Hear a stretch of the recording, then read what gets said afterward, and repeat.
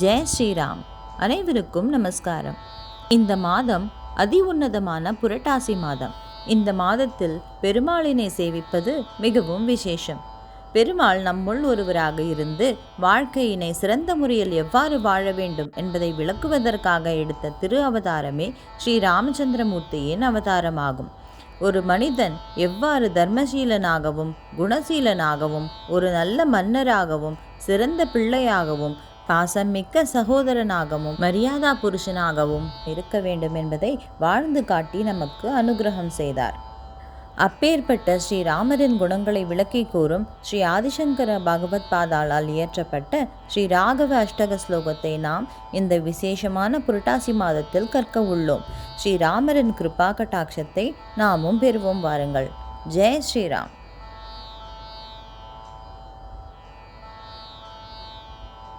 ஓம் ஸ்ரீ ராகவாஷ்டகஸ்லோகம். ராகவம் கருணாகரம் முனிசேவிதம் சுரவந்திதம் ஜானகீவதனாரவிந்ததிவாகரம் குணபாஜனம் வாலிசூனுஹிதைக்ஷிணம் ஹனுமத்ப்ரியம் கமலேக்ஷணம் யாதுதானபயங்கரம் பிரணமாமி ராகவகுஞ்சரம் பிரணமாமி ராகவகுஞ்சரம் மைதிலீகுஜபூஷணாமலநீலமௌக்திகமீஸ்வரம் ராவணானுஜபாலனம்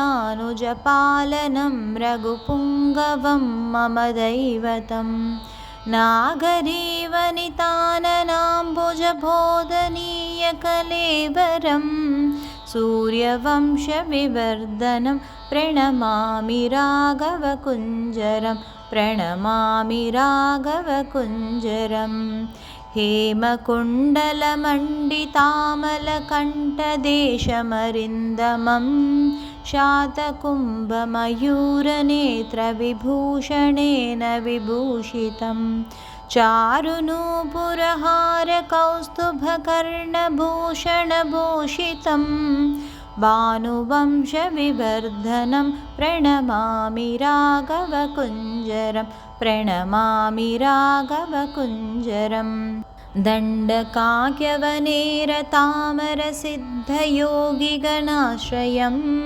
शिष्टपालनतत्परं धृतिशालिपार्थकृतस्तुतिं कुम्भकर्णभुजाभुजङ्गविकर्तने सुविशारदं लक्ष्मणानुजवत्सलं प्रणमामि राघवकुञ्जरं प्रणमामि राघवकुञ्जरं केतकीकरवीरजातिसुगन्धिमाल्यसुशोभितं श्रीधरं मिथिलात्मजाकुचकुङ्कुमारुणवक्षसं देवदेवमशेषभूतमनोहरं जगतां पतिं दासभूतभयापहं प्रणमामि राघवकुञ्जरं प्रणमामि राघवकुञ्जरं यागदानसमाधिहोमजपादिकर्मकरैर्द्विजैः